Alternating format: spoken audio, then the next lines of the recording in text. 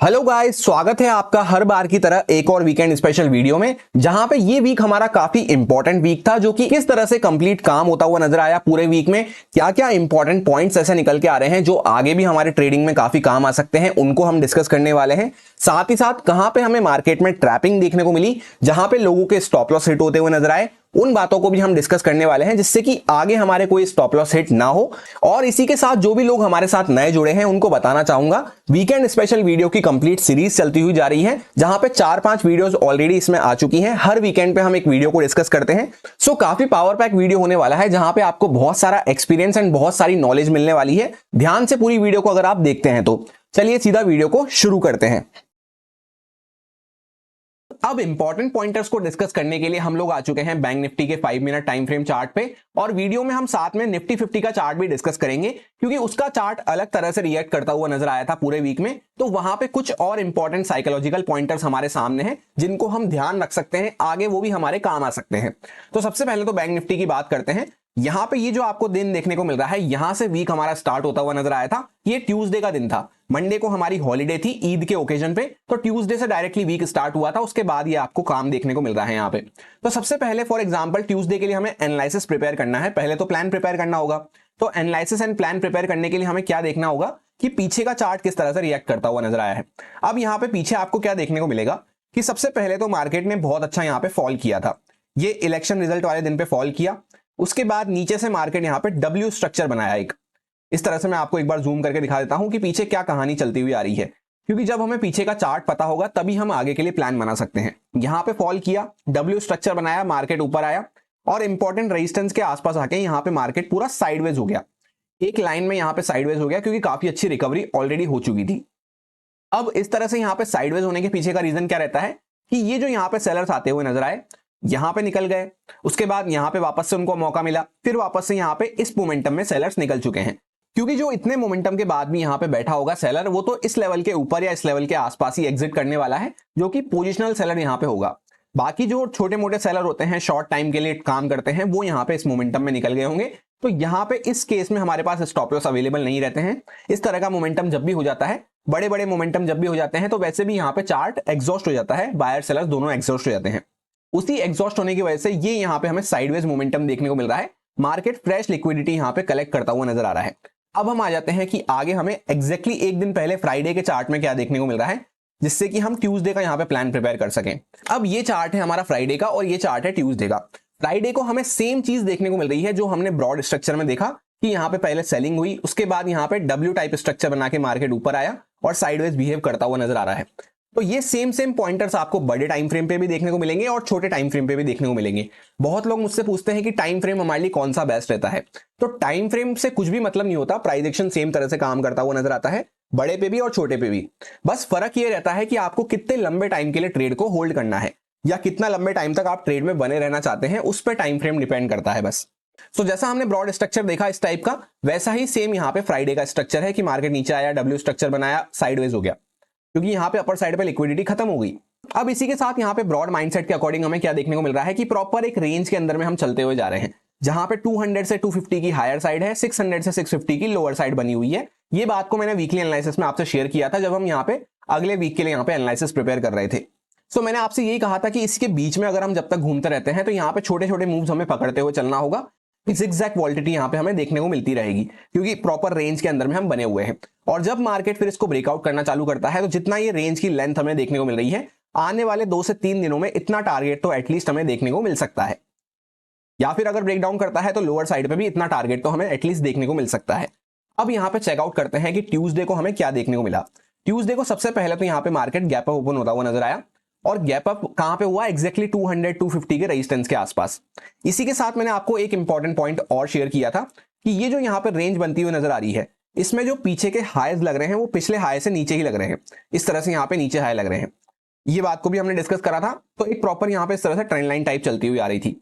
अब जब भी इस तरह से हाई नीचे की साइड पे शिफ्ट होते हैं, तो यहाँ पे पोजिशनल सेलर्स काम करना चालू कर देते हैं। उनको लगता है कि यहाँ पे मार्केट शायद ऊपर नहीं जा पाएगा, या एटलीस्ट यहाँ पे कॉल सेलिंग वगैरह होना स्टार्ट हो जाती है, जिससे कि उनको लगता है कि यहाँ पे इंपॉर्टेंट रेजिस्टेंस मार्केट को देखने को मिल रहा है। प्रीवियस किसी भी हाई के ऊपर जाके हम क्लोज नहीं कर पा रहे थे। अब यहाँ पे मार्केट हमारा ट्यूसडे को गैप अप ओपन होता है, और कहां पे ओपन होता है, रेजिस्टेंस की हायर साइड पे, रेंज की हायर साइड पे, और इमीडिएटली वहां से सेलिंग में आ जाता है। जो कहानी यहाँ पे पहले भी कंटिन्यू थी, सेलिंग में हम बार बार बने हुए थे, इस तरह से मार्केट यहाँ पे गैप अप खुलते ही वापस से सेलिंग में आ गया। और एक पॉइंट मैंने आपसे प्रोबेबिलिटी वाला ये भी डिस्कस कर रखा है कि जब एक दिन पहले हम गैप अप खुले वापस से गैप अप खुल रहे हैं तो एक पॉइंट यहाँ पे सेम हो गया। उसके बाद दूसरा पॉइंट हमें चेकआउट करना होता है क्लोजिंग प्राइस वाला। यहाँ पे क्या हुआ, गैप अप खुल के क्लोजिंग प्राइस को ब्रेक डाउन करा, कुछ पॉइंट्स नीचे गए और वापस से ऊपर आ गए, तो ये प्रोबेबिलिटी नेक्स्ट डे पे रिपीट होने के चांसेस काफी कम हो जाते हैं। तो अगर हमें इस तरह से बाय करना है तो हमें बेस्ट क्या हो जाता है कि मार्केट यहाँ पे आएगा, क्लोजिंग प्राइस पे ही सपोर्ट लेके वापस से ऊपर जा रहा है, तभी हम यहाँ पे बाय कर सकते हैं, क्योंकि यहाँ पे एक प्रोबेबिलिटी ब्रेक हमें देखने को मिल रहा है। जिन लोगों को पता नहीं है कि प्रोबेबिलिटी क्या होती है, प्रोबेबिलिटी का गेम कैसे चलता है ट्रेडिंग में, उसके ऊपर एक डेडिकेटेड वीडियो बना के ऑलरेडी अपलोड कर रखी है, आप चाहें तो चेकआउट कर सकते हैं, लिंक आपको पिन कमेंट में मिल जाएगा। मेन वाले चैनल पे वो वीडियो पड़ी हुई है। तो यहाँ पे प्रोबेबिलिटी ब्रेक होता हुआ नजर आया कि क्लोजिंग प्राइस यहाँ पे ब्रेक डाउन हुई थी, यहीं पे हम क्लोजिंग प्राइस से सपोर्ट लेके ऊपर जाना चालू कर दिए। सो जैसा कि हमने देखा पीछे के पोजिशनल सेलर्स भी यहाँ पे बैठे हुए हैं, और जो बड़ा हमारा इलेक्शन का फॉल हुआ था उसके पोजिशनल सेलर्स भी यहाँ पे बैठे हुए हैं। इन पोजिशनल सेलर्स के अलावा भी इंट्राडे में यहाँ पे सेलिंग हुई है, तो ये सेलर्स भी यहाँ पे आ चुके हैं। क्लोजिंग प्राइस पे मार्केट सपोर्ट ले चुका है और वापस से ऊपर निकलना चालू कर रहा है। तो सबसे पहले मार्केट ने इन लोगों को यहाँ से हटाया, उसके बाद हम वापस से रेंज की हायर साइड पे आ चुके थे। तो इस बार मार्केट ने यहाँ पे थोड़ी देर सस्टेन करा, थोड़ी देर होल्ड करा और वापस से ब्रेकआउट करना चालू कर दिया। यानी कि जो हमारी रेंज की हायर साइड बनी हुई थी वहां पे मार्केट उसके ऊपर ब्रेकआउट करना चालू कर दिया। उस वजह से एक अच्छा मूव हमें अपसाइड पे धीरे धीरे करते हुए देखने को मिला। वहीं पे अगर सपोज करते हैं प्रोबेबिलिटी वाइज अगर मार्केट वापस से गैप अप खुला, क्लोजिंग प्राइस को ब्रेक डाउन करा, क्लोजिंग प्राइस को भी ब्रेक डाउन कर देता, तब फिर ये इस तरह से यहाँ पे ऊपर नहीं जा पाता, फिर हमें या तो मार्केट यहाँ पे साइडवेज या फिर नीचे ही देखने को मिलता। तो इस तरह से प्रोबेबिलिटी का काम चलता है। इसने क्लोजिंग प्राइस पे आसपास सपोर्ट लेके वापस से ऊपर निकलना चालू करा, ब्रेकआउट कर दिया। अब ये जो ब्रेकआउट हुआ यहाँ पे स्लो मोमेंटम हमें देखने को मिला, मार्केट ऊपर की साइड तो गया पर धीरे धीरे करता हुआ ऊपर की साइड पे गया। इसके पीछे का मेन रीजन क्या था? तो मेन रीजन था कि यहाँ पे ट्यूसडे का दिन था जहां पे फिन निफ्टी की एक्सपायरी हमें देखने को मिलती है। और ये बात मैंने आपसे कई बार शेयर कर रखी है पास्ट में कि 90% of the Fin Nifty expiry हमें साइडवेज या थोड़ी सी चॉपी देखने को मिलती है। जहां पे मॉर्निंग में जो मोमेंटम हो गया वो हो गया, उसके बाद एंड में छोटा मोटा मोमेंटम होता है जहां पे ऑप्शन सेलर्स अपना प्रॉफिट बुक करते हैं। बीच का जो टाइम होता है जनरली 10 साढ़े 10 बजे के बाद से लेकर 2 बजे तक का, 1-2 बजे तक का जो टाइम होता है, मिड टाइम जो होता है, उसमें मार्केट हमें चॉपी बिहेव करता हुआ नजर आता है। और बैंक निफ्टी और फिन निफ्टी दोनों ऑलमोस्ट सेम सा रिएक्ट करते हुए नजर आते हैं। जैसे कि निफ्टी 50 और सेंसेक्स ऑलमोस्ट सेम सा रिएक्ट करते हुए नजर आते हैं, वैसे ही इनके चार्ट भी सेम रहते हैं। तो मेरे एक्सपीरियंस एंड नॉलेज के अकॉर्डिंग यहाँ पे फिन निफ्टी की एक्सपायरी होने की वजह से यहाँ पे थोड़ा सा चॉपी मोमेंटम हमें देखने को मिला है। और उसी के साथ यहाँ पे एक चीज क्या हुई थी कि प्रॉपर एक वी शेप रिकवरी हो चुकी थी। तो वी शेप रिकवरी के बाद जनरली मार्केट थोड़ा सा चॉपी, थोड़ा सा साइडवेज हो ही जाता है। ये बात को भी हम पास्ट में कई बार डिस्कस कर चुके हैं। तो आप में से जो भी लोग काफी सारे कमेंट्स कर रहे थे कि यहाँ पे प्रीमियम अच्छे से हमें बढ़ते हुए नजर नहीं आए, ब्रेकआउट में ज्यादा कोई अच्छा बड़ा मूव हमें देखने को नहीं मिला, फास्ट मूव, तो वो क्यों हुआ? तो वो उसका आंसर होपफुली आपको मिल गया होगा। अब वेडनेसडे को होती है बैंक निफ्टी की एक्सपायरी। ट्यूसडे के चार्ट को देखते हुए फॉर एग्जांपल हमें वेडनेसडे के लिए प्लान करना है, तो किस तरह से हम प्लान प्रिपेयर कर सकते हैं? सबसे पहले तो यहाँ पे एक ब्रेकआउट हमें होता हुआ नजर आया है, तो हमें सबसे पहला पॉइंट ही ये चेकआउट करना है कि ये ब्रेकआउट कहां पे फेल हो सकता है। क्योंकि बहुत सारे लोग इसी बात को इग्नोर कर देते हैं, वो सोचते हैं सिर्फ यहाँ पे ब्रेकआउट हुआ है, चलो बाय कर लो बाय कर लो। पर एक बात को हमें ध्यान रखना होता है कि कहां पे ये ब्रेकआउट फेल हो सकता है, क्योंकि जब ब्रेकआउट फेल होगा तो उस टाइम पे हमें न्यूट्रल माइंडसेट में आ जाना है, या फिर उसके अगेंस्ट में हम काम कर सकते हैं, ब्रेकआउट के अगेंस्ट में। जैसे यहाँ पे अपर साइड पे ब्रेकआउट हुआ है तो हम सेलिंग के लिए काम कर सकते हैं अगर ये फेल होता हुआ हमें नजर आ रहा है तो जब हम इस दिन पे एनालिसिस एंड प्लान प्रिपेयर कर रहे थे, मैंने आपसे एक सिंपल सी बात कही थी कि मार्केट यहाँ पे ब्रेकआउट तो कर दिया है पर अब बड़ा सा गैप डाउन नहीं खुलना चाहिए, और किसी भी सूरत में गैप डाउन खुल के 50,000 के नीचे यहाँ पे नहीं आना चाहिए जब तक ये ब्रेकआउट यहाँ पे सस्टेन करता रहेगा। ये तो हमारा ब्रॉड माइंडसेट था कि गैप डाउन नहीं खुलना चाहिए और 50,000 के नीचे नहीं आना चाहिए। होपफुली आपको ये पॉइंट याद आ गया होगा। अदरवाइज जिन लोगों को याद नहीं आया है उनके कॉन्फिडेंस के लिए मैं यहाँ पे एक क्लिप आपके सामने पेश कर दूंगा। तो 50,000 के नीचे हम नहीं आने चाहिए और बड़ा सा गैप डाउन नहीं खुलना चाहिए। उस केस में क्या होगा, ये ब्रेकआउट यहाँ पे सस्टेन करता रहेगा, तो फिर हम धीरे धीरे करते हुए यहाँ पे market neutral to buy side पे बना रहेगा, जहां पे धीरे धीरे करता हुआ ऊपर की साइड पे मार्केट निकलता रहेगा। जहां पे कोई भी अच्छी अपॉर्चुनिटी हमें मिलती है, मार्केट थोड़ा रुकता है, वापस से ब्रेकआउट वगैरह कर रहा है, कोई इनसाइड कैंडल वगैरह दिख रही है, वापस से ब्रेकआउट हो रहा है, कोई मार्केट थोड़ा बहुत रीटेस्ट करता है, वापस से ब्रेकआउट कर रहा है, तो इन केस में हम बाइंग साइड पे फोकस रखते हुए चल सकते हैं। ये तो हमारा ब्रॉड माइंडसेट था कि इस तरह से हमारा यहाँ पे ब्रेकआउट सस्टेन करता हुआ नजर आएगा। इसी के साथ इंट्राडे पर्सपेक्टिव में हमने ये डिस्कस किया था कि वैसे भी यहाँ पे गैप डाउन खुलता है तो ये बायर्स की पोजीशन खतरे में आ जाएगी। दूसरा, अगर ज्यादा बड़ा गैप अप खुलता है तो भी ये जितना रेंज का टारगेट हमें देखने को मिल रहा था, रेंज का टारगेट हमें कहां तक देखने को मिल रहा था, 800 से 850 के जोन में, इस जोन के आसपास, ये हमें डायरेक्टली यहाँ पे अगर मार्केट गैप अप खुलता तो ये अचीव होता हुआ नजर आ जाता। तो उस केस में भी थोड़ा बहुत मार्केट ऊपर जाके वापस से रिट्रेसमेंट कर सकता था। वैसे भी यहां से ऑलरेडी हम एक्सटेंड हो चुके होते हैं, यहां तक थोड़ा बहुत ऊपर जाके रिट्रेसमेंट कर सकता था मार्केट, ये बात को हमने डिस्कस किया था। और फ्लैट के केस में हमने यही डिस्कस किया था कि लास्ट के 1 मिनट में मार्केट ने 500 के साइकोलॉजिकल लेवल को ब्रेकआउट किया और वापस से नीचे आ गया। तो इसके ऊपर अभी भी कुछ कॉल सेलर्स यहां पे बैठे होंगे, इसके ऊपर अगर मार्केट निकलना चालू करता है तो कॉल सेलर अपनी पोजीशन से एग्जिट लेंगे, क्योंकि बैंक निफ्टी की जो एक्सपायरी थी, एक्सपायरी पे मैंने आपसे ये बात कही थी कि ऑप्शन राइटर्स और ये 500 के साइकोलॉजिकल लेवल्स, ऑप्शन सेलर्स और 500 के साइकोलॉजिकल लेवल्स हमारे लिए काफी इंपॉर्टेंट हो जाते हैं। तो उस वजह से इसके ऊपर एक मोमेंटम हमें देखने को मिल सकता है। जहां पे फर्स्ट टारगेट हमने प्लान किया था उतना जितना ये रेंज की हमें लेंथ देखने को मिल रही थी, इस तरह से मैंने आपको बताया भी था, 2-3 दिन से हम डिस्कस कर रहे थे कि जितनी रेंज की लेंथ है इतना टारगेट हमें यहाँ पे प्लान करते हुए चलना है, जो कि 800 से 850 के जोन में, इस जोन में अचीव होता हुआ नजर आ रहा था। अब मार्केट खुलता है एकदम फ्लैट प्राइस के आसपास यहाँ पे, और फर्स्ट टिक के साथ ही ऊपर निकलना चालू कर देता है, 500 के लेवल को भी ब्रेकआउट करना चालू कर देता है। तो जो भी यहाँ पे सब कॉल सेलर्स वगैरह बैठे थे वो सब यहाँ से एग्जिट लेना चालू करते हैं। उसी के साथ यहाँ पे और बायर्स ऐड होते हुए नजर आ रहे थे। मैंने पर्सनली भी यहाँ पे एक ट्रेड प्लान करी थी, लास्ट के दिन पे भी ब्रेकआउट पे भी मैंने एक ट्रेड प्लान करी थी और यहाँ पे भी एक ट्रेड प्लान करी थी, क्योंकि ब्रेकआउट हमें कंटिन्यू होता हुआ नजर आ रहा है। तो जब ब्रेकआउट कंटिन्यू हो रहा है तो वहां पे हमें डरने की जरूरत नहीं होती। बहुत सारे लोग यही गलती करते हैं कि ब्रेकआउट तो हो गया, इस चक्कर में वो डरते रहते हैं कि कहीं ये ब्रेकआउट फेल ना हो जाए।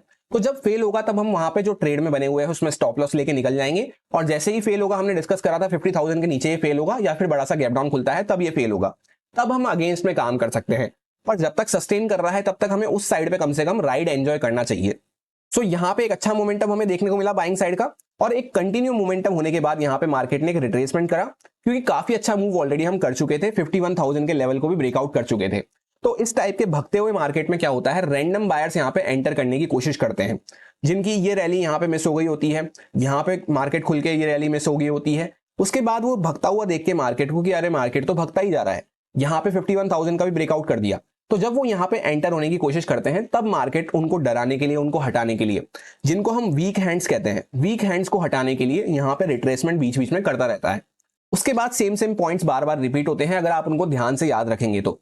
यहाँ पे प्रॉपर एक वी शेप रिकवरी हमें देखने को मिली, उसके बाद मार्केट थोड़ा यहाँ पे साइडवेज हुआ, फिर वापस से एक अपसाइड पे हम मूव करते हुए नजर आए, क्योंकि ओवरऑल हमने ब्रेकआउट करा है, पॉजिटिव ट्रेंड में हम बने हुए हैं। बायर्स के स्टॉप लॉस हम डायरेक्टली टारगेट नहीं कर सकते हैं, या टॉप प्राइस के आसपास यहाँ कहीं पे एंटर हुए थे। जिनको प्रॉफिट बुक करना था, जिनको मार्केट को हटाना था, उनको मार्केट इसी सेलिंग में ऑलरेडी हटा चुका है, नीचे के बायर्स को वो टारगेट नहीं कर सकता है।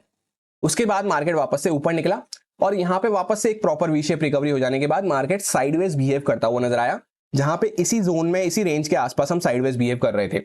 अभी वीडियो के स्टार्टिंग में हमने इस पॉइंट को डिस्कस करा कि जब एक सेलिंग होती है उसके बाद वापस से रिकवरी हो जाती है तो मार्केट वैसे भी साइडवेज बिहेव करने लगता है।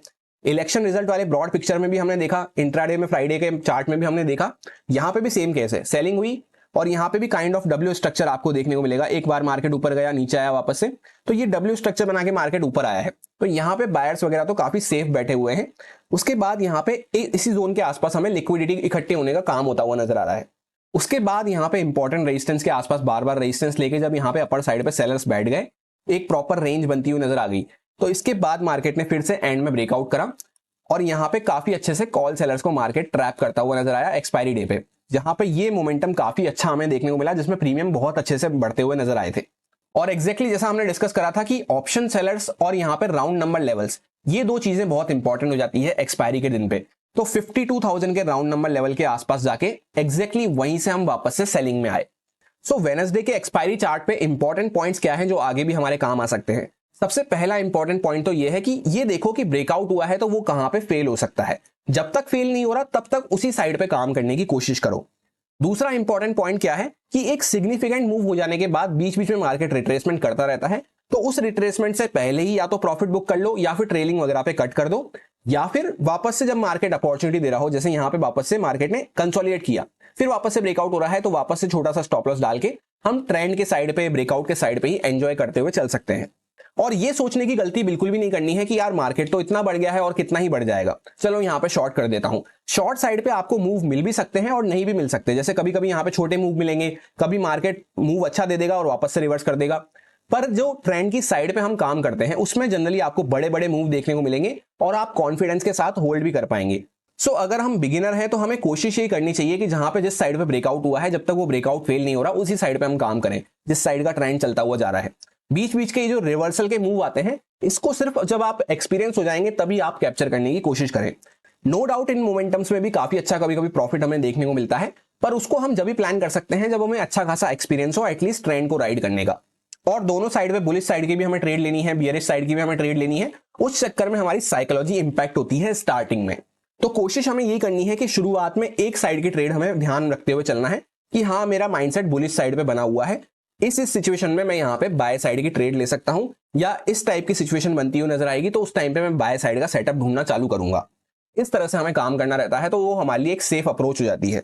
अब होता क्या है कि वेडनेसडे के दिन पे इतना बड़ा मूव होता हुआ नजर आ चुका, तो काफी लोगों के मन में फोमो वाली फीलिंग आती है कि यार मैं तो छोटे पॉइंट्स लेके निकल गया। इस टाइप के कमेंट्स आते हैं मेरे पास कि सर हमने तो छोटे पॉइंट्स कैप्चर करे, यहाँ पे 100 पॉइंट कैप्चर करे, 200 पॉइंट कैप्चर करे। तो जितना भी आपने कैप्चर करा उतना आपके लिए अच्छा हो जाता है, क्योंकि ये बात किसी को भी नहीं पता होती कि यहां से लेकर मार्केट यहां तक मूव करेगा या इतना बड़ा मार्केट मूव करेगा। हम सिर्फ उतना ही कैप्चर कर सकते हैं जितनी हमारी कैपेसिटी है। मैं खुद भी पर्सनली यहाँ पे ये पूरा मूव कैप्चर नहीं कर पाया।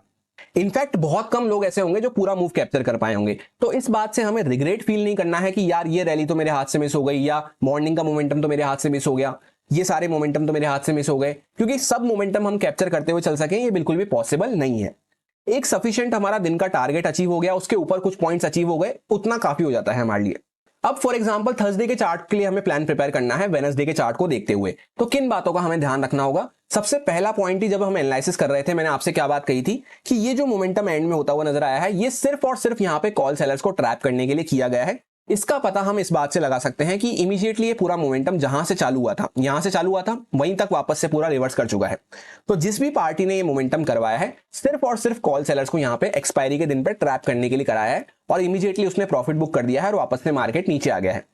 उसके बाद जब हम एनालिसिस कर रहे थे मैंने आपसे एक बात कही थी कि वापस से यहाँ पे मार्केट नीचे आ चुका है, तो यहां से कुछ कॉल सेलर्स बैठना चालू कर दिए होंगे इन स्ट्राइक प्राइस के आसपास से, और पुट सेलर्स जो बैठे होंगे उनकी सबसे पहले एग्जिट होने वाली है इस लेवल के आसपास जब इसके नीचे मार्केट जाता है, और बाकी के पुट सेलर्स फिर नीचे निकलना चालू करेंगे, क्योंकि पुट सेलर्स को ऑलरेडी काफी अच्छा प्रॉफिट चल रहा है। ब्रेकआउट करके हम ऊपर की साइड पे आए हैं और काफी बड़ी सी कैंडल बनती हुई नजर आई है वेडनेसडे को। इन सारी बातों को ध्यान में रखते हुए सिंपल सा प्लान मैंने आपको ये शेयर किया था कि ब्रॉड माइंडसेट के अकॉर्डिंग तो कल का दिन हमें कोई अच्छी अपॉर्चुनिटी नहीं मिल पाएगी। मार्केट जिगजैग साइडवेज बिहेव करता हुआ नजर आएगा, क्योंकि एकदम सेंटर प्लेस के आसपास हमने क्लोज करा है। अपर साइड से कॉल सेलर्स बैठे हैं, नीचे साइड से पुट सेलर्स बैठे हैं, तो इसी के बीच में मार्केट जिगजैग करता हुआ रह सकता है। उसके अलावा इंट्राडे में हम किस तरह से छोटे मूव प्लान कर सकते हैं कि अगर मार्केट गैप अप भी खुलता है और यहाँ पे थोड़ी देर सस्टेन कर रहा है, उसके बाद सेकंड हाफ में ब्रेकआउट करेगा, तभी सिर्फ हमें बाय के बारे में सोचना है। अदरवाइज मार्केट गैप अप खुल के नीचे आ रहा है तो हमें सेलिंग के साइड पे एक अपॉर्चुनिटी मिल सकती है, जिसमें हमें टारगेट छोटे प्लान करते हुए और क्वांटिटी 25-50% रखते हुए ही काम करना होगा। क्योंकि एक तो पूरे ओवरऑल दिन के लिए ही कोई बड़ा मोमेंटम हम प्लान नहीं कर रहे, दूसरा सेलिंग साइड पे तो वैसे भी हम अगेंस्ट द ट्रेंड बने हुए हैं। तो अगेंस्ट द ट्रेंड जब भी हम बने होते हैं, सिर्फ हमें as a retracement, as a correction के लिए प्लान करना होता है। कोई वीकनेस वाली सेलिंग के लिए हम कभी भी वहां पे प्लान करते हुए नहीं चल सकते कि कोई बहुत ही बड़ा टारगेट हमें मिल जाएगा। ये सारे जो भी पॉइंटर्स हैं ये ऑलरेडी हम एनालिसिस करते टाइम, प्लान करते टाइम डिस्कस कर चुके हैं, जिन्हीं को मैं आपको यहाँ पे इलेबरेट कर रहा हूं और वापस से एक बार माइंड में रिफ्रेश कर रहा हूं। तो जिन लोगों को याद नहीं आता है उनके लिए मैं बीच बीच में क्लिप पेश करता हुआ जाऊंगा, जिससे कि उनके माइंड में कॉन्फिडेंस बना रहे। सो एक्सपायरी के दिन पे काफी अच्छा मोमेंटम होता हुआ नजर आया। अब यहाँ पे कल के लिए हमारा किस तरह से प्लान रहना चाहिए। सबसे पहले तो काफी बड़ी कैंडल बनती हुई नजर आई है, उसके भी एकदम सेंटर प्लेस में हम यहाँ पे खड़े हुए हैं, तो इसके बीच में कल के दिन में ज्यादा अग्रेसिव होकर कुछ प्लान करने में तो इंटरेस्टेड नहीं हूं। दूसरा रीजन ये भी हो जाता है, जैसा मैंने आपसे कल एक बात कही थी कि एक्सपायरी पे ऑप्शन सेलर की पोजीशन काफी इंपॉर्टेंट हो जाती है और राउंड नंबर लेवल्स काफी इंपॉर्टेंट हो जाते हैं। तो आज के दिन मार्केट ने यहाँ पे सारे कॉल राइटर्स को ट्रैप कर लिया है। एक अच्छा मोमेंटम पॉजिटिव साइड पे होता हुआ नजर आ चुका है। वापस से मार्केट एंड में थोड़ा सा प्रॉफिट बुकिंग दिखा के सेंटर में क्लोज हुआ है। तो जब तक मार्केट अब इसको क्रॉस नहीं करेगा, या फिर मार्केट कुछ लोअर साइड पे इंपॉर्टेंट लेवल्स को क्रॉस करना चालू नहीं करता है, कुछ लोअर टाइम फ्रेम पे इस टाइप का प्राइस नहीं मिलता है, तब तक हम सेलिंग भी अग्रेसिव होकर यहाँ पे नहीं कर सकते। तो सिंपल सा माइंडसेट, ब्रॉड माइंडसेट तो कल के लिए यही रहेगा कि यहाँ पे इस बीच में छोटे मोटे टारगेट हम इंट्राडे में प्लान करते हुए चल सकते हैं। ज्यादा कोई अग्रेसिव होकर यहाँ पे ट्रेड करने की अपॉर्चुनिटी नहीं बन रही है। और ये सिर्फ कॉल सेलर्स को ट्रैप करने के लिए मोमेंटम किया गया था। इसका पता आप इससे लगा सकते हैं कि इमीडिएटली पूरा मोमेंटम ऑलमोस्ट यहाँ पे रिवर्स हो चुका है। अब इसमें हम कल के दिन किस तरह से प्लान कर सकते हैं, तो सबसे पहले तो यहाँ पे वापस से यहाँ पे ऑप्शन सेलर्स बैठना चालू कर दिए होंगे। पहले मार्केट ने कॉल सेलर्स को हटाया, वापस यहाँ से नीचे आया, तो यहाँ से वापस से ये सारे लेवल्स पे कॉल सेलिंग स्टार्ट हो चुकी होगी, जो ये सारे लोग यहाँ पे सेलिंग करके बैठे होंगे। और यहाँ पे पुट सेलर्स इसके नीचे, यहाँ पे पुट सेलर्स सबसे पहली एग्जिट लेना चालू करेंगे, और बाकी के पुट सेलर्स तो काफी नीचे बैठे होंगे जिनको प्रॉफिट चल रहा होगा बहुत अच्छा। एक लाइन में सिंपल सा प्लान यही है कि ब्रॉड माइंडसेट के अकॉर्डिंग ज्यादा कोई बड़े मूव का तो यहाँ पे स्कोप हमें देखने को नहीं मिल रहा है। आज के दिन ऑलरेडी काफी ज्यादा अच्छा मूव मार्केट करता हुआ नजर आ चुका है, तो यहाँ पे थोड़ा सा जिगजैग क्वालिटी के लिए छोटे टारगेट्स के लिए हम प्लान करते हुए चल सकते हैं। गैप अप के केस में या तो मार्केट डायरेक्टली कोई बहुत बड़ा गैप अप खुले, यहाँ पे थोड़ा होल्ड करे, फिर अगर कुछ ब्रेकआउट वगैरह करेगा तब हमारे लिए बेस्ट है, या फिर जैसे गैप अप खुलते ही इमीडिएटली मार्केट सेलिंग में आ रहा है तो भी हम सेलिंग के लिए प्लान करते हुए चल सकते हैं। अब थर्सडे के दिन पे मार्केट क्या हुआ, गैप अप खुला। गैप अप कहां खुला, रेंज के अंदर में ही गैप अप खुला, और फर्स्ट कैंडल ग्रीन कैंडल बनाई, उसके बाद वापस से immediately bearish engulfing type candle बनाई, और यहाँ पे काफी अच्छे से मार्केट ब्रेक डाउन करके एक सेलिंग का मोमेंटम हमें देता हुआ नजर आया, जिसमें मैंने पर्सनली भी यहाँ पे एक छोटी सी ट्रेड कैप्चर करी थी। उसके बाद क्लोजिंग प्राइस के आसपास आके थोड़ा सा यहाँ पे मार्केट सपोर्ट लेके और वापस से धीरे धीरे करता हुआ ऊपर की साइड पे जाता हुआ नजर आया, क्योंकि अभी भी बायर्स के यहाँ पे हम टारगेट नहीं कर सकते स्टॉप लॉस, उनको काफी अच्छा प्रॉफिट चल रहा है, तो जिनको निकालना होता है बीच बीच में मार्केट रिट्रेसमेंट करता हुआ थोड़ा थोड़ा यहाँ पे निकाल देता है। वापस से निकाल दिया, उसके बाद जो भी यहाँ पे जिनको बाय करना था उनके लिए ये अपॉर्चुनिटी बन जाती है कि उनको सही प्राइस के आसपास यहाँ पे मिल रहा है, तो वो भी यहाँ पे बाय करते हुए नजर आते हैं। फिर वापस से मार्केट ऊपर जाना चालू कर दिया, पर अभी भी मार्केट ने अपने हाई को क्रॉस नहीं करा है, तो इसी के बीच में हम यहाँ पे जिगजैग करते हुए नजर आए, जैसा हमने ब्रॉड माइंडसेट में डिस्कस करा था डेली टाइम फ्रेम के अकॉर्डिंग। सो इस दिन से इंपॉर्टेंट पॉइंट्स हम क्या याद रख सकते हैं कि सबसे पहले तो अगर मार्केट यहाँ पे कॉल सेलर्स को ट्रैप कर चुका है और वापस से यहाँ पे एक रिवर्सल कर चुका है, तो प्रॉपर वी शेप रिकवरी भी हो चुकी है टेक्निकल एनालिसिस के अकॉर्डिंग, तो वैसे भी यहाँ पे साइडवेज होने का टाइम आ जाता है, जिगजैग होने का टाइम आ जाता है। उसी के साथ इंपॉर्टेंट पॉइंट क्या है कि जब यहाँ पे कॉल सेलर बैठे हुए हैं, यहाँ पे पुट सेलर बैठे हुए हैं, तो जब तक मार्केट एक साइड की पार्टी को टारगेट नहीं करता है तब तक कोई ज्यादा बड़े मूव के लिए हम प्लान नहीं कर सकते। थर्ड पॉइंट क्या हो जाता है कि ऑलरेडी एक दिन पहले ही बड़ा मूव हुआ है बैंक निफ्टी की एक्सपायरी पे, तो वापस से निफ्टी 50 की ये एक्सपायरी होती है थर्सडे के दिन पे, तो इस दिन कोई बड़ा मूव हम प्लान कर लें उसके लिए भी हम काम करते हुए नहीं चल सकते। होपफुली ये सारे पॉइंटर्स आपको समझ में आ रहे होंगे, इनको अगर आप आगे भी ध्यान रखते हैं तो काफी अच्छे से अपना ट्रेड एग्जीक्यूशन कर सकते हैं। अब उसके बाद फ्राइडे के चार्ट को डिस्कस करते हैं, तो सबसे पहले तो उन बातों को ही वापस से याद करो, रिकॉल करो कि यहाँ पे कॉल सेलर बैठे हैं, यहाँ पे पुट सेलर बैठे हैं, इसके बीच में ही मार्केट घूम रहा है एक बड़ा सा मोमेंटम करने के बाद, तो यहीं पे मार्केट जिगजैग करता हुआ नजर आ रहा है, क्योंकि ना तो कॉल सेलर को अभी तक ट्रैप करा है मार्केट ने, ना ही पुट सेलर को अभी तक ट्रैप करा है। ऐसा नहीं है कि एक दिन पहले कुछ बात हमने डिस्कस करी तो वो नेक्स्ट डे पे काम नहीं आएगी। बहुत सारे लोग यहीं पे मिस्टेक करते हैं, सिर्फ एक बात को एक दिन के लिए सुनते हैं और अगले दिन उस बात को भूल जाते हैं। ये गलती हमें नहीं करनी है, हमें याद रखते हुए चलना है कि पीछे हम क्या डिस्कस करते हुए आ रहे हैं, क्या पॉइंट्स को याद रखते हुए आ रहे हैं। अगर पीछे के चार्ट को, पीछे की कहानी को अगर हम याद रखते हुए नहीं चलेंगे तो काफी ज्यादा ट्रैप होने के चांसेस हमारे बने रहते हैं। इसी के साथ जब हम फ्राइडे के लिए एनालिसिस कर रहे थे तो मैंने आपसे एक सिंपल सी बात कही थी कि मार्केट 800 के ऊपर यहां पे सक्सेसफुली क्लोज नहीं कर पा रहा है 15 मिनट टाइम फ्रेम पे, क्योंकि बार बार हम उसके ऊपर जाते हैं नीचे आ जाते हैं। 800 के ऊपर मार्केट क्लोज नहीं कर पा रहा है, तो जब मार्केट 800 के ऊपर क्लोज करता है तब यहाँ पे ये कॉल सेलर्स वगैरह एग्जिट लेना चालू करेंगे, क्योंकि 52,000 का लेवल भी पास में है यहाँ पे, तो इसके ऊपर भी अगर मार्केट निकलता है तो एक मोमेंटम हमें मिल सकता है। तो मार्केट अगर फ्लैट खुले, गैप अप खुले, 800 के ऊपर मार्केट सस्टेन करे, यहाँ पे बाइंग साइड की अपॉर्चुनिटी हम ढूंढ सकते हैं। दूसरा पॉइंट मैंने आपसे एनालिसिस में ये डिस्कस किया था कि अगर मार्केट वापस से गैप अप खुल रहा है, तो गैप अप आज भी खुला, सेलिंग में गया और क्लोजिंग प्राइस को कुछ पॉइंट से ब्रेक डाउन करा, यहाँ पे क्लोजिंग प्राइस थी उसको कुछ पॉइंट से ब्रेक डाउन करा और वापस से मार्केट रिकवर करता हुआ नजर आया। तो इस प्रोबेबिलिटी के लिए हमें काम बिल्कुल भी नहीं करना है। अगर मार्केट गैप अप खुल रहा है तो एक प्रोबेबिलिटी ऑलरेडी यहाँ पे सेम हो गई, क्लोजिंग प्राइस के आसपास ही सपोर्ट लेके, उसके पहले ही सपोर्ट लेके वापस से मार्केट जब अपने हाई को ब्रेकआउट करे तब या तो हम बाय कर सकते हैं, या फिर गैप अप खुलते ही इमीडिएटली ऊपर जा रहा है तब हम बाय कर सकते हैं। पर अगर मार्केट गैप अप भी खुल रहा है और क्लोजिंग प्राइस को ब्रेक डाउन कर रहा है जैसे यहाँ पे करा, तब फिर हमें यहाँ पे बिल्कुल भी बाय नहीं करना है। क्लोजिंग प्राइस के आसपास आगे अगर मार्केट इस तरह से टाइम पास कर रहा है तो फिर कहीं ना कहीं मार्केट सेलिंग में ही जाने वाला है, तो हम सेल साइड में माइंडसेट रखते हुए चल सकते हैं। एक बार इस क्लिप को आप जरूर चेकआउट करें। और गैप अप के केस में तो प्रोबेबिलिटी वाइज भी अगर आप चेकआउट करेंगे तो आज के दिन हम कंटिन्यू सेलिंग में आए थे, तो ये प्रोबेबिलिटी वापस से रिपीट होने के चांसेस कम हो जाते हैं। या फिर मार्केट जैसे सेलिंग में आ रहा है तो फिर हमें यहाँ पे क्लोजिंग प्राइस के आसपास मार्केट आएगा, इस लेवल के आसपास हमें बाय नहीं करना है, हमें वेट करना है या तो मार्केट वापस से इसको ब्रेक डाउन करे तब हम कुछ सेलिंग के लिए प्लान कर सकते हैं।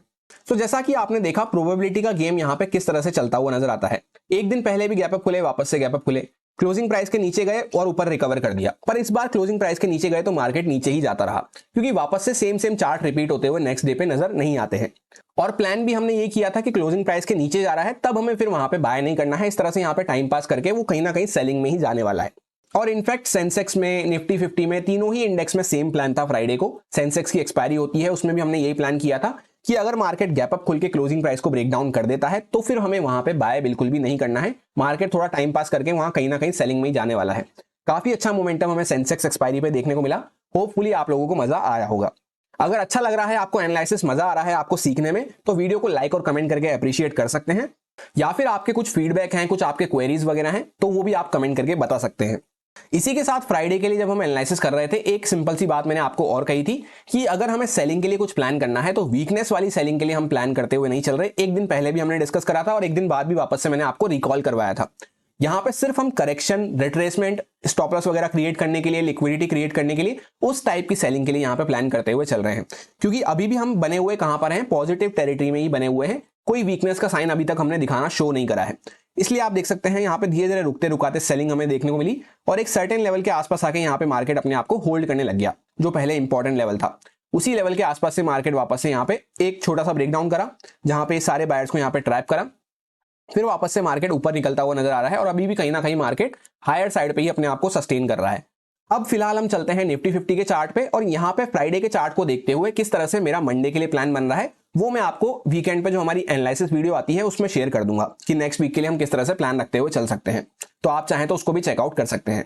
अब हम लोग आ चुके हैं निफ्टी 50 के चार्ट पे। इसको डिस्कस करना इसलिए जरूरी है क्योंकि आपको देखने को मिल रहा होगा पूरा वीक ये अलग तरह से काम करता हुआ नजर आया है। जहां पे बैंक निफ्टी की एक्सपायरी पे बैंक निफ्टी 2% से भी ज्यादा पॉजिटिव हो चुका था इंट्राडे में और 1.9% के आसपास यहां पे पॉजिटिव क्लोज करके गया था। वहां पे भी कहीं ना कहीं पे ये रेड में क्लोज होता हुआ नजर आया था। ये बात को भी हमने एनालिसिस में डिस्कस किया था।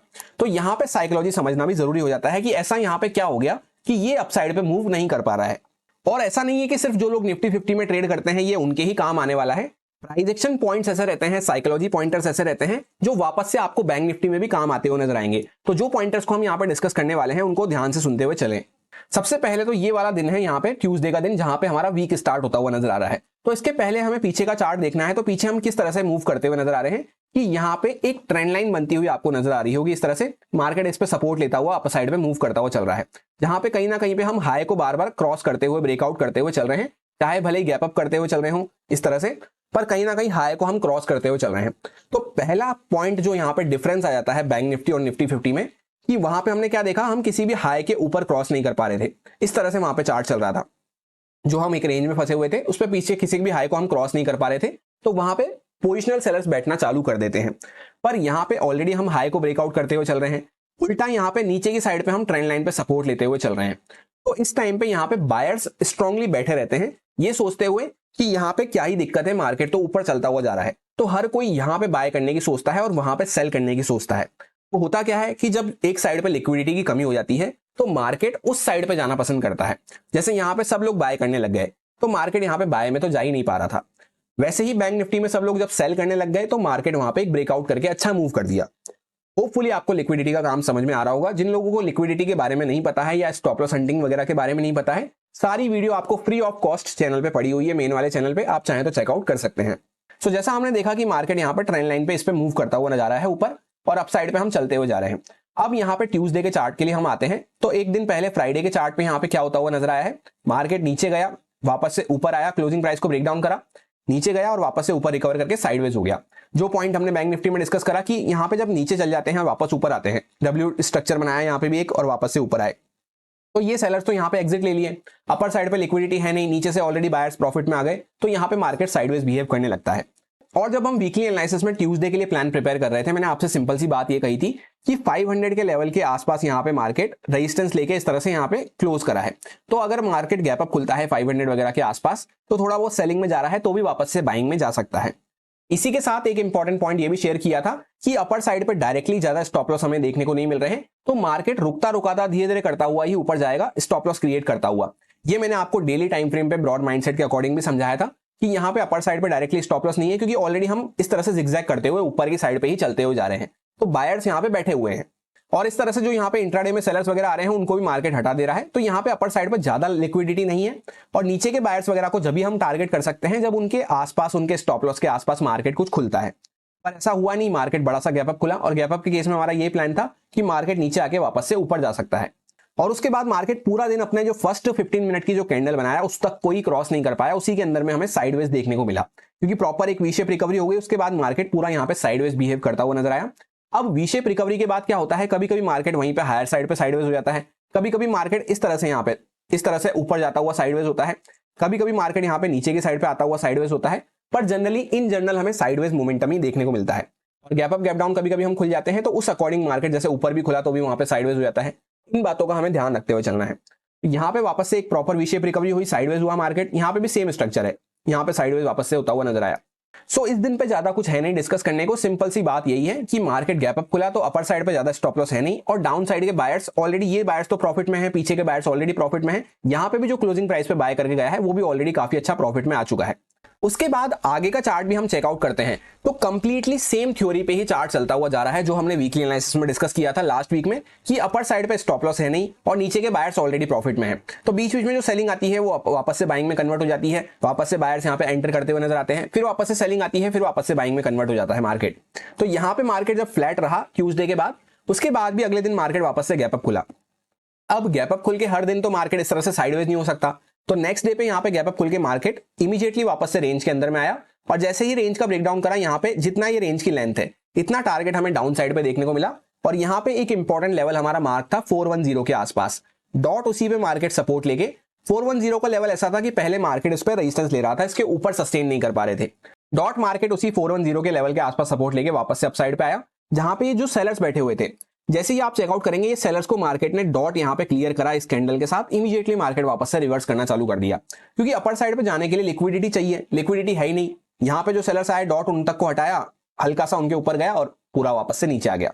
अब ये है थर्सडे का दिन जहां पे इसकी एक्सपायरी होती है, तो एक दिन पहले ही ऑलरेडी एक इंडेक्स की एक्सपायरी ट्रेंडी होकर निपटी है, तो यहाँ पे वापस से कोई बड़े मूव का तो स्कोप बचता नहीं है। फिर भी हमने इंट्राडे बेसिस पे किस तरह से प्लान किया था कि मार्केट गैप अप खुलता है, फ्लैट खुलता है या फिर गैप डाउन खुलता है, तीनों ही केस में हम सेलिंग साइड पे माइंडसेट रखते हुए चल सकते हैं, क्योंकि जो यहाँ पे सेलर्स बैठे थे उनको मार्केट ने हटा दिया, उनको कंप्लीटली टारगेट कर लिया, उसके बाद वापस से मार्केट सेलिंग में आया है, तो अपर साइड पे लिक्विडिटी वगैरह तो ज्यादा हमें देखने को नहीं मिल रही है। गैप अप खुलता है, इमीडिएटली सेलिंग में जा रहा है, तो हम सेलिंग साइड पे प्लान रखते हुए चल सकते हैं, जहां पे हर 40, 50, 60 पॉइंट के बाद हमें ट्रेल करते हुए चलना है या फिर प्रॉफिट बुक करते हुए चलना है, क्योंकि बड़े मोमेंटम के लिए हम ओवरऑल प्लान नहीं रख रहे हैं एक्सपायरी पे। तो मार्केट एक्जैक्टली गैप अप खुला, सेलिंग में आया, इस ट्रेंड लाइन के आसपास सपोर्ट लिया, यहाँ पे साइडवेज हुआ थोड़ा सा, और वापस से धीरे धीरे करता हुआ ऊपर की साइड पे जाता हुआ नजर आया। और यहाँ पे भी आप चेकआउट कर सकते हैं, सेम थ्योरी कंटिन्यू होती हुई जा रही है पूरे वीक पे, कि सेलर्स आए, सेलर्स को हटाया, एक्जैक्टली वहां तक मार्केट गया और वापस से मार्केट शांत हो गया या वापस से नीचे रिवर्सल दिखाना चालू कर दिया। तो सारा गेम जो रहता है वो लिक्विडिटी का रहता है, ऑल टाइम हाई के आसपास हम चल रहे हैं, अपर साइड पे स्टॉप लॉस वगैरह नहीं है, तो मार्केट यहाँ पे ज्यादा बड़े मूव नहीं कर पा रहा है। अब जब फ्राइडे का प्लान हम यहाँ पे डिस्कस कर रहे थे, तब मैंने आपसे एक सिंपल सी बात शेयर करी थी कि मार्केट अगर वापस से गैप अप खुलता है और क्लोजिंग प्राइस के आसपास आ रहा है, या तो मार्केट गैप अप खुल के ऊपर निकल जाए तो हम बाय कर सकते हैं, पर क्लोजिंग प्राइस के सपोर्ट के आसपास आ रहा है तो वापस से जब मार्केट अपने हाई को क्रॉस करेगा इस तरह से, तभी हम यहाँ पे बाय के साइड पे सोचेंगे। अदरवाइज मार्केट यहाँ पे क्लोजिंग प्राइस के आसपास थोड़ा सा टाइम पास कर रहा है, जैसे यहाँ पे करा, तो फिर कहीं ना कहीं मार्केट बाइंग में ना जाते हुए सेलिंग में ही जाने वाला है, क्योंकि ये ट्रेंड लाइन भी पास आती हुई जाएगी। तो ट्रेंड लाइन को ब्रेक डाउन करने ऑलरेडी हम 7-8 बार सपोर्ट ले चुके हैं, 6-7 बार सपोर्ट ले चुके थे ट्रेंड लाइन पे, तो बार बार हम सपोर्ट लेते हुए नहीं चल सकते। जैसा आप यहाँ पे चेकआउट करेंगे, 1 बार, 2 बार, 3, 4, 5, 6, 7 और 8वीं बार हम इसके आसपास आ रहे थे, तो यहाँ पे बार बार तो हम सपोर्ट नहीं ले सकते। तो प्लान हमने ये डिस्कस किया था कि क्लोजिंग प्राइस के आसपास अगर मार्केट टाइम पास कर रहा है तो कहीं ना कहीं पे फिर हमें सेलिंग साइड पे ही फोकस रखना है। एक्जैक्टली वैसा ही होता हुआ नजर आया, मार्केट यहाँ पे ट्रेंड लाइन के आसपास तक भी आया और इसके आसपास भी इस बार मार्केट ने सपोर्ट नहीं लिया, और हमने प्लान भी ये किया था कि ट्रेंड लाइन के आसपास अगर मार्केट आता है तो ब्रेकडाउन होती हुई नजर आ सकती है। यहाँ पे ये भी ब्रेकडाउन होती हुई नजर आई। उसके बाद इंपॉर्टेंट जो हमारा लेवल था, अभी हमने डिस्कस करा, 410 का लेवल हमारा काफी इंपॉर्टेंट है, जहां पे पहले हम रेजिस्टेंस ले रहे थे, अभी हम सपोर्ट ले रहे हैं। डॉट मार्केट उसी लेवल के आसपास 410 का ये लेवल है, इसी के आसपास मार्केट सपोर्ट लेके 2 बार यहां से बाउंस करता हुआ नजर आया। तो ओवरऑल इन सब बातों का एक लाइन में कंक्लूजन क्या हो जाता है कि psychology plus technical analysis plus probability और प्लस इंपॉर्टेंट लेवल्स, ये चारों को जब हम इनलाइन करते हुए देखते हैं तब हमारे सामने एक बेटर पिक्चर नजर आती है हमें, जो हमें एक एज प्रोवाइड करती है ट्रेडिंग में। सिर्फ हम टेक्निकल एनालिसिस पे फोकस करेंगे तो हम काम नहीं कर सकते, क्योंकि बाकी तीनों चीजें हमारी मिस हो रही है। सिर्फ हम बाकी तीनों चीजों को देखेंगे, प्रोबेबिलिटी को नहीं देखेंगे, तो कहीं ना कहीं हमें लगेगा कि अरे मार्केट यहाँ पे नीचे गया था, चलो वापस से रिकवर करा है, वापस से मार्केट यहाँ पे भी रिकवर करेगा। इस तरह से काम नहीं होता। और लेवल्स को अगर हम ध्यान नहीं रखेंगे तो हमें यह पता नहीं चलेगा कि कहां पे जाके मार्केट सपोर्ट ले सकता है, कहां पे जाके मार्केट रेजिस्टेंस ले सकता है। तो चारों चीजों को इनलाइन करके जब हम देखेंगे तो एक बेटर व्यू हमें मिलता है। और इन्हीं चारों पॉइंटर्स को आपको डिटेल में इलेबोरेट करने के लिए, एक्सप्लेन करने के लिए ये वीकेंड स्पेशल वीडियो बनाया जाता है, जहां पे 1-2 वीक से हमने शायद वीकेंड स्पेशल वीडियो डिस्कस नहीं करा था। तो आप में से बहुत लोगों के कमेंट्स आ रहे थे कि हर वीक आपको वीकेंड स्पेशल वीडियो चाहिए। तो अगर आपको कंटिन्यू चाहिए इस टाइप के वीडियो तो आप कमेंट करके बता सकते हैं। जिस भी वीक कुछ रहेगा इंपॉर्टेंट आपसे डिस्कस करने की, उस वीक मैं आपको ये वीडियो प्रोवाइड करा दूंगा। जैसे इस वीक कुछ इंपॉर्टेंट लर्निंग पॉइंट थे तो हमने डिस्कस कर लिए, अब नेक्स्ट वीक कुछ और इंपॉर्टेंट लर्निंग पॉइंट रहेंगे तो उनको भी हम डिस्कस कर लेंगे। ये ऐसे पॉइंटर्स होने वाले हैं जो आगे भी हमारे रिपीटेटिव बेसिस पे काम आते हैं।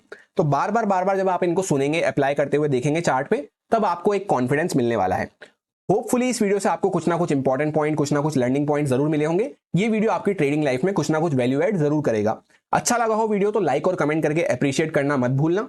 कुछ आपका फीडबैक हो तो कमेंट करके बता सकते हैं। इस वीडियो में फिलहाल इतना ही, मिलते हैं किसी नेक्स्ट वीडियो में। Thank you.